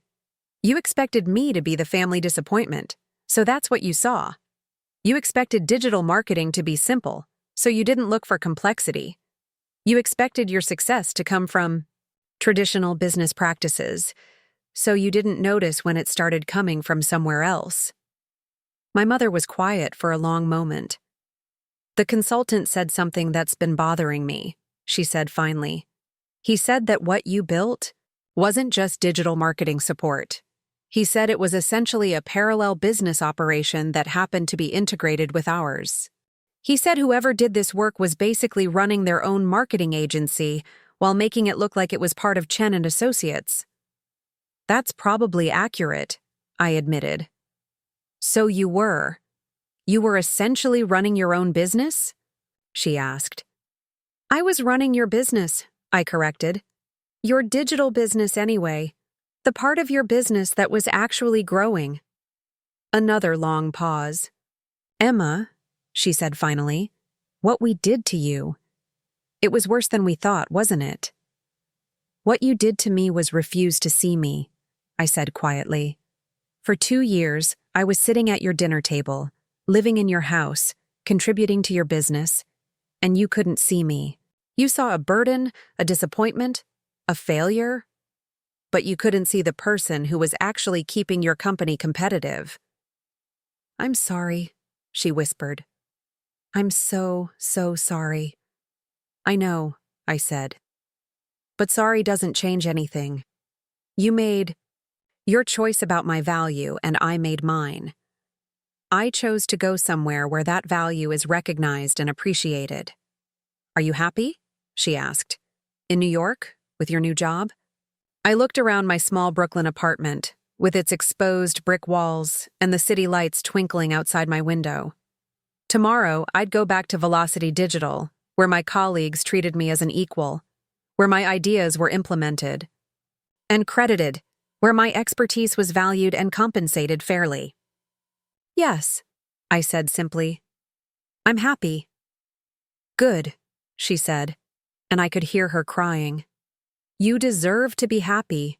You deserved better than what we gave you. Yes, I agreed. I did. After we hung up, I poured myself a glass of wine and sat by my window, watching New York pulse with life below me. My phone buzzed with a notification from LinkedIn. Someone had endorsed me for digital marketing strategy. Then another endorsement for social media management. Then a connection request from a potential client who'd seen my work and wanted to discuss a consulting opportunity.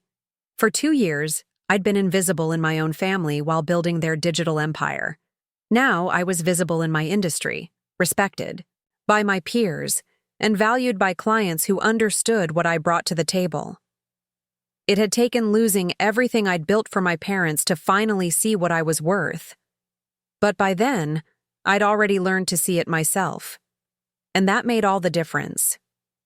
3 months into my new life in New York, I was thriving in ways I'd never imagined possible. Velocity Digital had promoted me to senior strategic consultant after I'd successfully launched campaigns for 2 major clients that exceeded their revenue projections by over 200%. My colleagues respected my expertise, my boss, regularly sought my input on company strategy, and I was earning more money than my parents had ever made running their entire agency. But the most satisfying part wasn't the professional success or the financial independence. It was the peace. For the first time in my adult life, I wasn't walking on eggshells, wasn't trying to prove my worth, wasn't invisible in my own existence. I was simply Emma Chen, digital marketing strategist, valued for exactly what I brought to the table. My Brooklyn apartment had become my sanctuary. I'd furnished it with pieces I'd chosen myself, decorated it with art that spoke to me, and filled it with plants that thrived under my care. On weekends, I explored the city, took photography classes, and built friendships with people who saw me as interesting and accomplished rather than as a disappointment who couldn't figure out her life. I'd almost forgotten about Portland entirely when my phone rang on a Tuesday morning in early December. It was Marcus, my brother, calling from what I assumed was his apartment in San Francisco. "Emma," he said, and his voice sounded strange. "We need to talk. If this is about Mom and Dad's business problems, I already told them I can't help," I said immediately. "I'm not available for consulting work."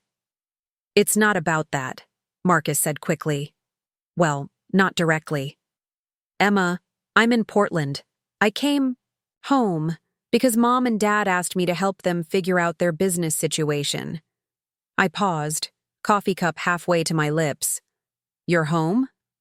What about your job in San Francisco?" "I took a leave of absence," he said, and I could hear tension in his voice. "Emma, when they told me what happened, when they showed me what you'd actually been doing, I needed to see for myself." "And what did you see?" I asked, genuinely curious. Marcus was quiet for a moment. "I saw that you basically saved their business, and they had no idea. I saw documentation of 2 years of work that I could never have done. I saw evidence of strategic thinking that impressed the hell out of me, and I have an MBA from Stanford." This was unexpected. Marcus had always been the golden child, the one whose achievements were celebrated, whose career path was applauded. Hearing him acknowledge my work felt surreal. "I also saw," he continued, "that their business is dying without you. The consultant they hired managed to stabilize their systems, but he couldn't replicate your strategic approach. They've lost 4 major clients. Their revenue is down 60%, and they're talking about selling the company." "I'm sorry to hear that," I said, and I meant it. Despite everything, I didn't want to see my parents lose their life's work. "Emma," Marcus said carefully, "I need to ask you something, and I need you to be completely honest with me. When you were managing their digital operations, were you essentially running a separate business?" It was the same question the consultant had raised, the same realization my mother had come to. "I was running their business," I said. "The part of their business that was actually working." "That's what I thought," Marcus said quietly. "Emma, I've been going through their financials with an accountant. Do you know that 73% of their revenue over the past 2 years came from digital marketing campaigns and clients you brought in?" I hadn't known the exact percentage, but I wasn't surprised. "That sounds about right." 73%, Marcus repeated. "Emma, you weren't just contributing to their business. You were their business. Everything else was just legacy operations that were barely breaking even." I sat down at my kitchen table, processing this information. I'd known my contributions were significant, but hearing it quantified was startling. "There's more," Marcus continued. "I've been talking to their remaining clients, trying to understand what they valued about Chen Associates services. Every single one of them mentioned the strategic digital expertise they'd been receiving. When I dug deeper, they were all describing work you'd done." "Marcus, why are you telling me this?" I asked. "Because," he said, his voice gaining strength, "I think Mom and Dad need to make you a formal offer, not to come back as their daughter who helps out with computer stuff, as a partner, as the person who builds the future of their company. I almost laughed.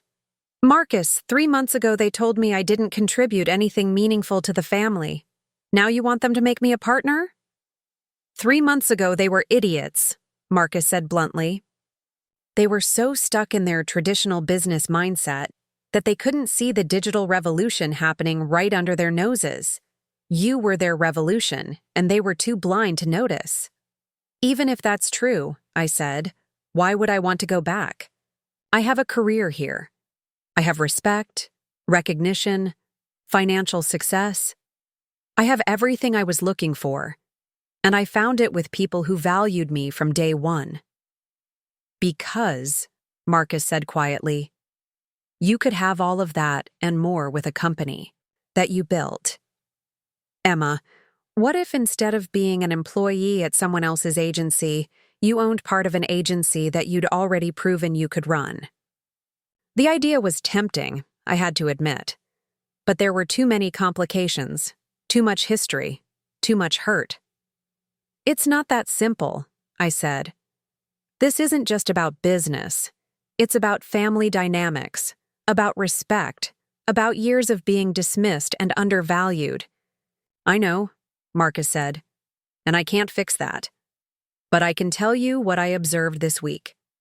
Mom and Dad are different people than they were 3 months ago.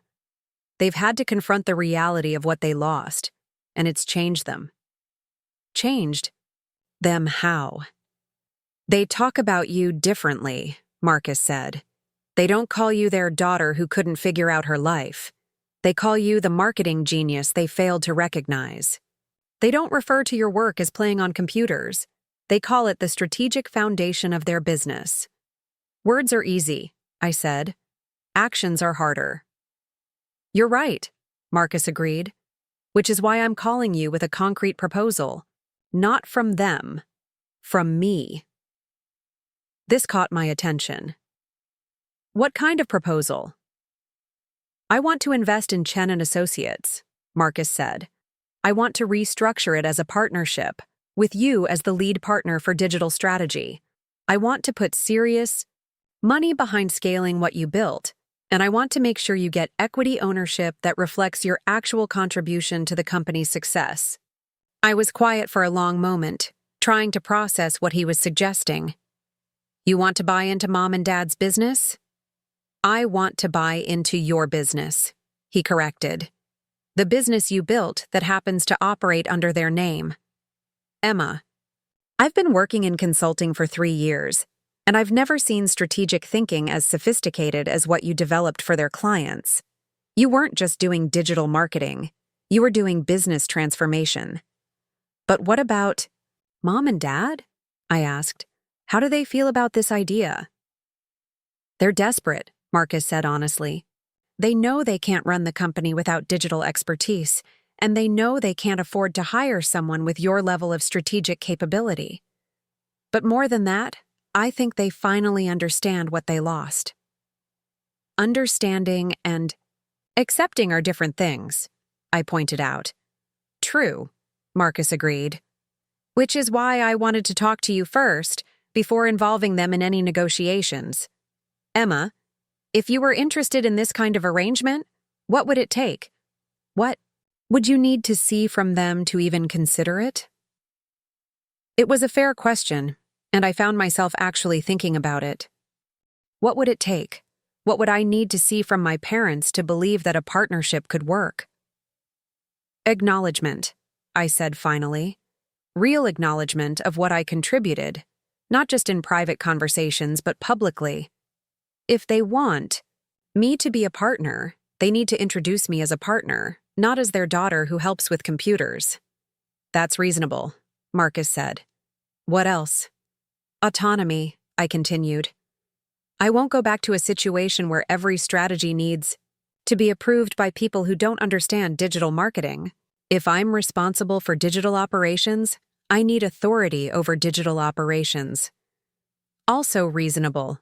What else? Equity, I said. If I'm going to rebuild their business, I need ownership that reflects my contribution.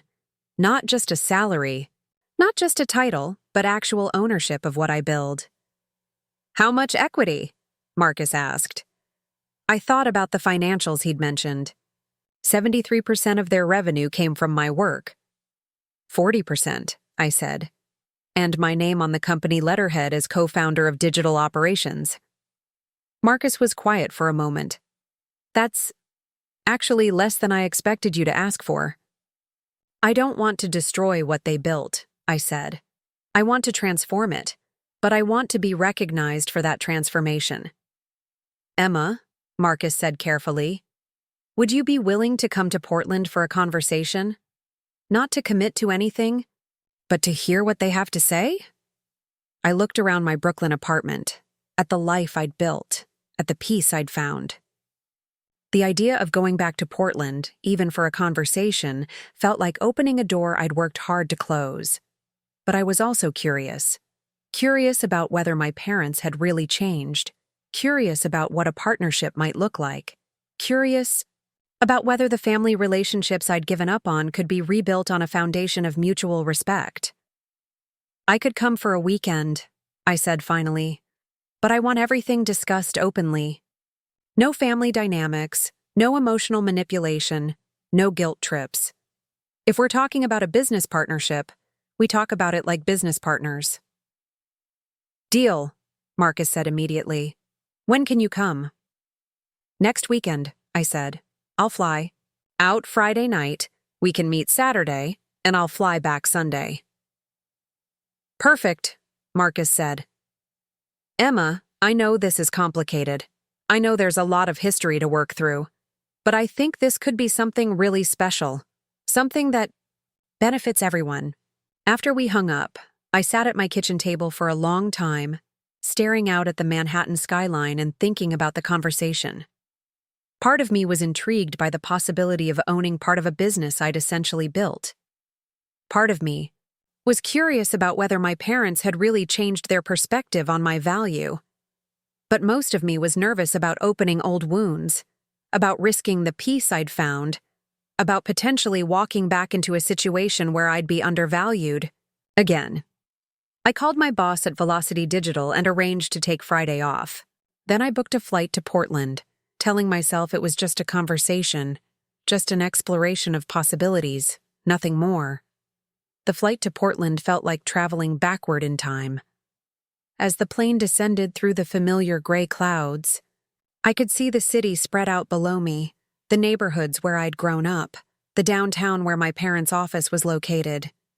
It looked smaller than I remembered, less significant than it had seemed when it was my entire world. Marcus picked me up at the airport, and I was struck by how much older he looked. Not physically, but in his bearing, his seriousness. The golden child confidence I'd always associated with him had been replaced by something more thoughtful, more uncertain. You look good, he said as we drove toward downtown. New York suits you. Thanks, I said. You look stressed. Marcus laughed, but it wasn't entirely happy. I am stressed.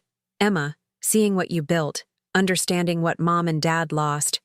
It's been eye-opening. I always thought I was the successful one in the family, but what you accomplished was on a completely different level.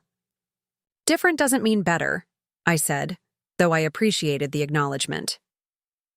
No, it means more impressive, Marcus said firmly. I have a fancy degree and a corporate job, but I've never built something from nothing the way you did. I've never transformed a struggling business into a thriving one. I've never developed strategic frameworks that generated millions in revenue. We drove in comfortable silence for a few minutes before Marcus spoke again. Emma, before we meet with Mom and Dad tomorrow, I want you to see something.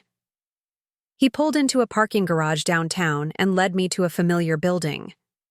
Chen Associates' office was on the 3rd floor, and as we rode the elevator up, I felt my stomach tighten with nerves. But when Marcus opened the office door, I gasped. The space had been completely transformed. What had once been a traditional office with closed doors and separate workstations was now an open, modern workspace with collaborative areas, standing desks, and multiple large monitors displaying real-time analytics dashboards. "We redesigned it," Marcus said simply, "based on your documentation of how digital marketing operations should be structured." I walked through the space, recognizing elements from workflow diagrams I'd created, seeing technology I'd recommended, noting systems I'd designed implemented on a much larger scale. "There's more," Marcus said, leading me to a conference room. On the wall was a large display showing a company organizational chart. At the top was Chen Associates, digital marketing agency, and below that were 3 names: David Chen, Linda Chen, and Emma Chen. My name was already on their organizational chart. Not as an employee, not as a consultant, but as a co-founder. "We haven't changed the legal structure yet," Marcus said quickly. "We wanted to talk to you first. But Emma, this is how they see the company now. Not as their business that you helped with, but as a partnership that you're essential to."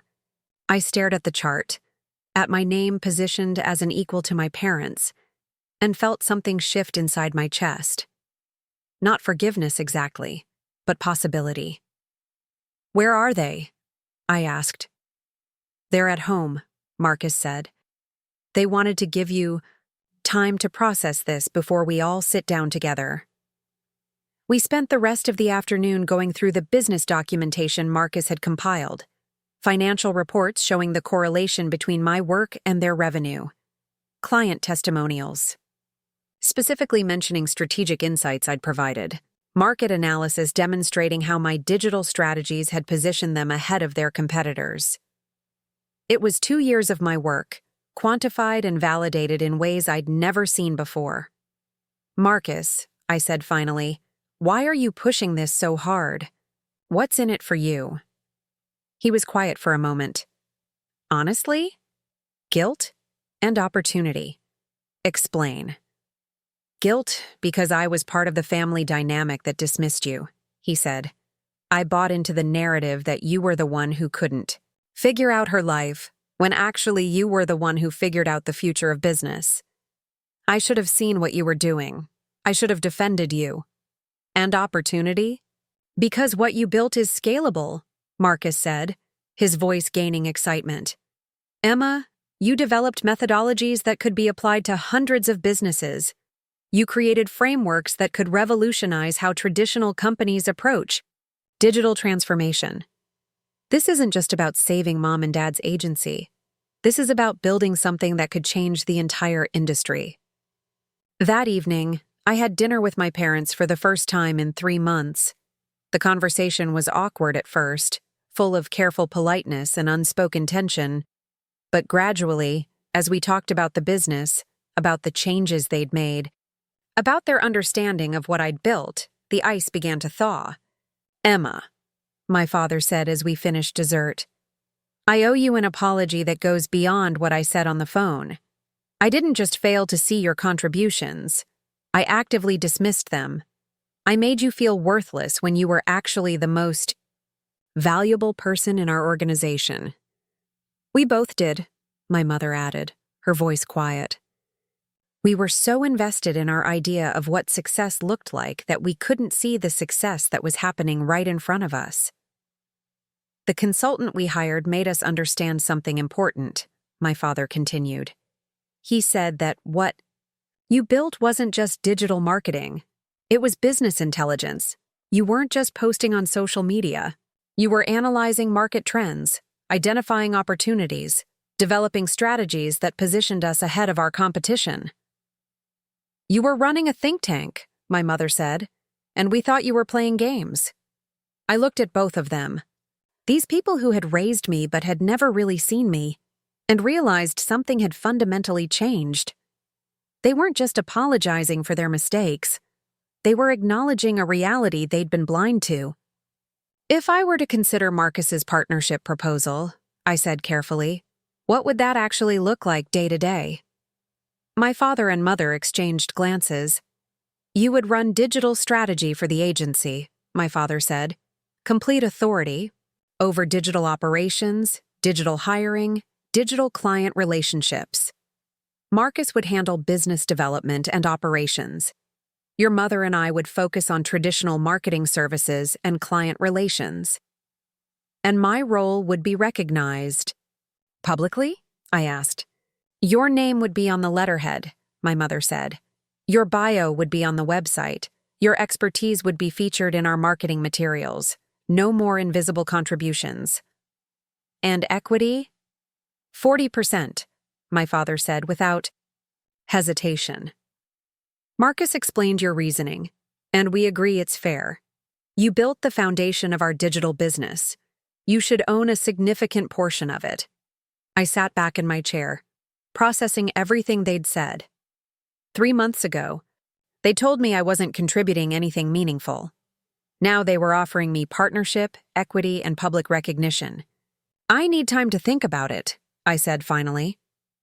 Of course, my mother said quickly. This is a big decision. Take all the time you need.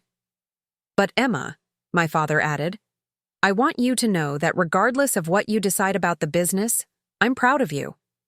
I'm proud of what you built. I'm proud of your success in New York, and I'm proud that you're my daughter. I should have said that 2 years ago. The next morning, I walked through Portland's downtown, visiting places I'd known my whole life, but seeing them differently now. The coffee shop where I'd spent hours working on client strategies, the park where I'd taken calls with difficult clients, the bookstore where I'd bought business books my parents had dismissed as irrelevant. This city held my history, both the painful parts and the foundational parts, but it didn't have to define my future. I called my boss at Velocity Digital. Sarah, I said, I need to discuss something with you. I've been offered a partnership opportunity that would require me to relocate back to Portland. Oh, Sarah said, and I could hear disappointment in her voice. Emma, you know we value you tremendously here. Is there anything we can do to make staying more attractive? It's not about compensation or opportunity, I said. It's about family and building something that's mine. I understand, Sarah said, but before you make a final decision, let me make you a counteroffer. What if we opened a Portland office, with you as the managing director? You could build a West Coast operation, maintain your family relationships, and still be part of the Velocity Digital team. It was an offer I hadn't expected, and it complicated my decision significantly. I could have partnership with my family, or I could have autonomy with my current company. I could rebuild old relationships, or I could continue building new ones. That afternoon, I met with Marcus and my parents one final time. I've made my decision, I said, looking at each of them. But before I tell you what it is, I need you to understand something. 3 months ago, you made me feel like I was worthless. Today, you're offering me partnership and equity and recognition. The difference isn't that I changed. The difference is that you finally see me. They nodded, waiting for me to continue. I don't want to be your partner because you finally realized you need me, I said. I want to be your partner because you respect me. I want to work with you because you value my judgment, not because you're desperate for my skills. Emma, my mother said softly, we do respect you. We do value you. It took us too long to get here, but we're here now. I took a deep breath. I'll accept the partnership, I said, but with conditions. Name them, my father said immediately. First, I want a trial period. 6 months where we work together as partners, see how the dynamics work, see if we can build something sustainable. If it works, we make it permanent. If it doesn't, we end it professionally. Agreed, Marcus said. Second, I want to maintain my relationship with Velocity Digital. They've offered to let me open a Portland office, which means I can be part of both organizations. Chen Associates gets my strategic expertise, but I also get to continue building my own professional network. My parents looked uncertain, but Marcus nodded. That actually makes sense. It gives you security and gives us access to Velocity's resources and client base. Third, I said, I want regular check-ins about our working relationship. If we're going to be family and business partners, we need to be able to separate those roles and communicate clearly about both. Yes, my mother said. We need that structure. And finally, I said, looking directly at my parents, I need you to understand that this isn't about forgiveness. I'm not doing this because I've forgiven you for not seeing me. I'm doing this because I believe we can build something valuable together moving forward. My father was quiet for a moment. Emma, he said finally, I can't undo the years of not seeing you. I can't take back the ways we dismissed your contributions.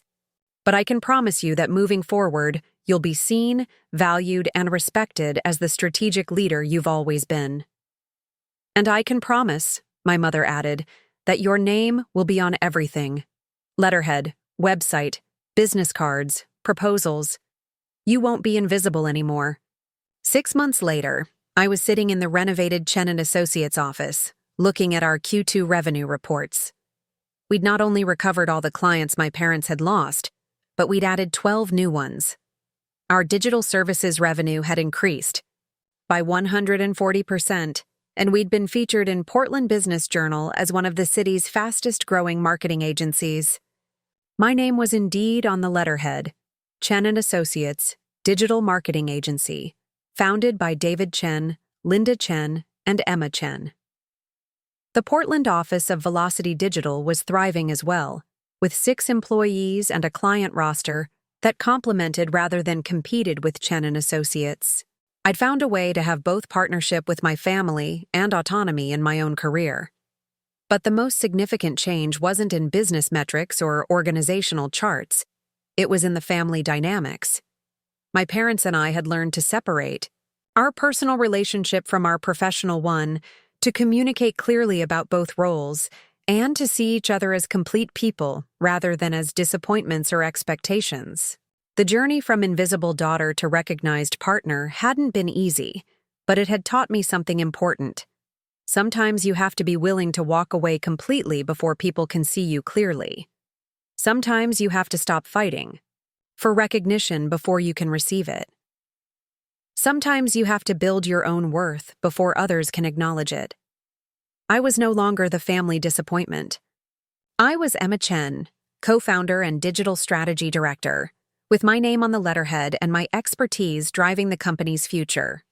And I had earned every bit of that recognition, not through family connection, but through the undeniable value of what I brought to the table.